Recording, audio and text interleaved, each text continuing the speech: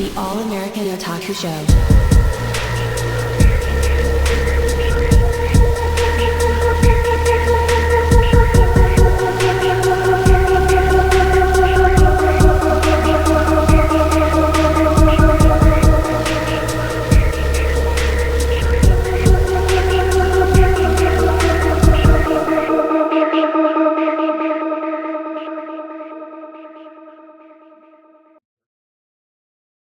Hello, everybody. Welcome to the All American Otaku Show.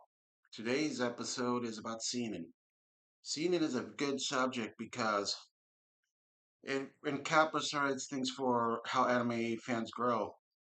We all start off with sometimes children's anime, such as Pokemon and such, and then we move on to shonen, such as Yu Gi Oh!, One Piece, Naruto, Dragon Ball, Dragon Ball Z, and Dragon Ball Super, Bleach, and so forth.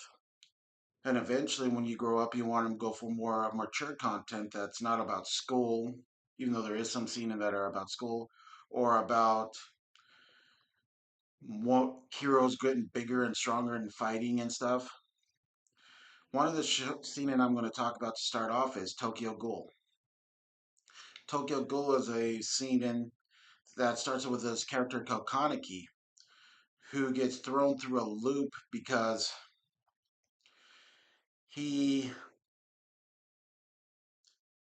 goes out a date on a girl after work being in college, and the girl ends up being a ghoul. The ghoul tries to trap him and tries to eat him, and then some things come crashing down, killing the ghoul and what you think was her. So they took some of her parts and put them in him, thus transitioning from human to ghoul. This anime is very dark, very twisted, but a very good anime nevertheless. Another scene, and I'm going to talk about, is none other than Black Lagoon. Black Lagoon is an anime mostly about pirates, but not like the pirates in One Piece. They're more modern day pirates. They go to a fictional land of Kuala Lumpur where where it's a lawless town where you have the Russian mafia, you have the Yakuza, you have the pirates all going together. While the pirates are starts off, they capture this office worker for ransom to the main people on there. Instead of paying the ransom, they said, okay, die like in your peace. And then he says, oh, I got information on him. And eventually joins with the pirates and does pirating capture. The main character on this anime, however, is known as Revi, a loudmouth cussing, short jeans wearing pirate girl who's tougher on the outside, but in her inside, she's very vulnerable and very hard to get to know because of this. Of all these other things she had to go through in life to get to that point. And the third scene, and I am going to talk about, is none other than Samurai Shampoo. Samurai Shampoo is a samurai anime by the same creators who did Cowboy Bebop. In this anime, they become stronger and they try to find the samurai who sells sunflower. This was Fu's thing, and they find Mugen and Jin, who are both samurais who fight each other any chance they get, but they end up working with each other and going through the feudalistic Japan. Sometimes killing bad guys, sometimes figuring out plots through gambling, or trying to find an area to get the next meal. They don't not necessarily always make the best decisions, but this is a more mature subject because there's more violence. There's more in-depth story of what feudalistic and prostitution and the gangster sides, as well as the corruption of the police around that time. And finally, the last anime I'm going to talk to about is Cowboy Bebop. This anime is about space and bounty hunters who are trying to capture various different bad guys as well as various different people who skirt the law. This anime goes into the idea of the corruption of medicine with the character Faye, who was frozen and then ended up getting tricked by this one guy, and he ends up having to pay this huge, enormous medical bill. So she's always trying to do jobs to get more money so she could pay for this thing. Another idea of what's going on is the idea of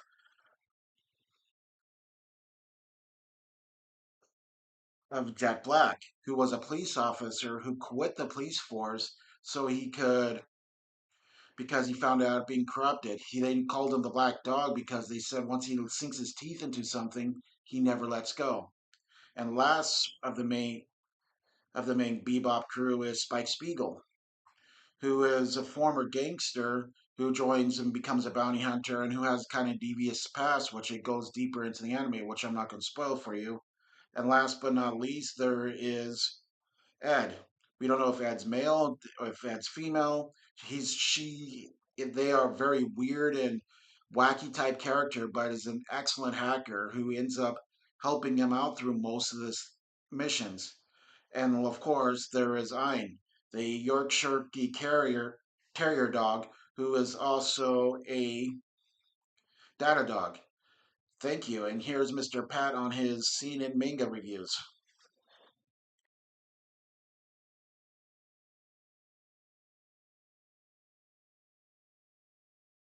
Before I continue, I must put a minor disclaimer with this because I'm going to butcher uh, a lot of words here. So there we go.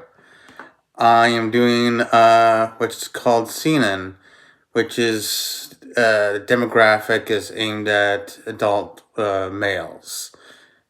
It's generally, yeah, okay. So I'm doing Uber Black. I did this one. I covered it in my top 10. I decided to do a little more, talk about it a little more. So it's based, I think I told you, dark fantasy medieval story. And the main hero is Quenzel, which he's nothing more than appears as a half elf with a left shaped scar. Um, he is on a quest for revenge for these supposedly 7 heroes that murder him.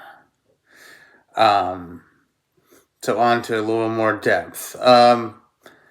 Quenzel used to be this what's called a sword master of some sort.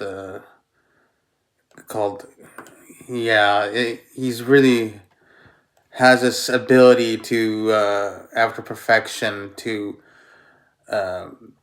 do these dark claws, which is murder intent. That you know he's like attacking all at once, but it appears like a black claws. So hence being the outer superior sword master at his time. So the story, he takes a lot of it for him to come back from his death. He's like 2 decades, and the original there was like 14 lances they were called. Um, you know, took on this campaign to defeat their enemy. So when things got really, really bad, the first 4 fell to normal combat, and you know, one managed to sacrifice his life to seal the road to stop their enemy from pursuing.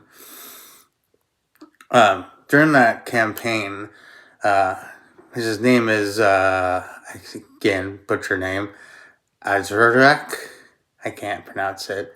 It's basically a lot of these words are German in heritage, and the fact that he and 3 of his friends, decided to continue with the campaign while out of the 14, the other 7, after they managed to, the original 4 finish, they were betrayed by the 7 remaining heroes because they were too scared to continue with the campaign, and they ambushed them and murdered them.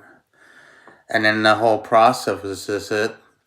They returned back to their empire and totally defame them and call them the Atlantis Betrayed. And hence the story of him, hunting the remaining 7 and one by one killing them, these so-called heroes that everyone reveres.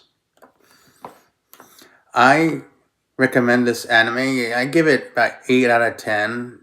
I really like the combat is pretty bloody. But it's pretty good. So this is Mr. Pat signing off. Welcome to the show where anime dreams come alive. Let's go! All American Otaku to the vibe, diving deep into the anime tide. From the screen to the page, we're turning every stage. All American Otaku, their worlds collide.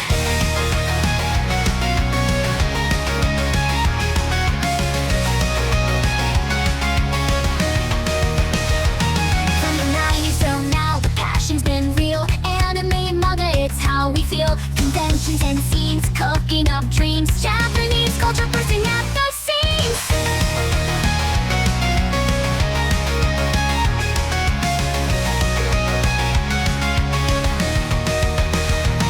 From the 90s till now, the passion's been real.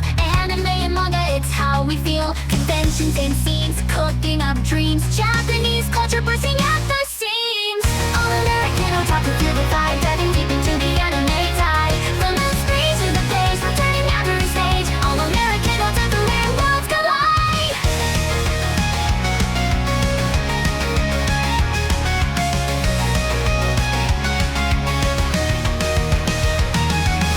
I'm there and Mr. Pat by my side, exploring every genre, let's take that ride. From action to drama, it's all here. Community strong, let's make it clear.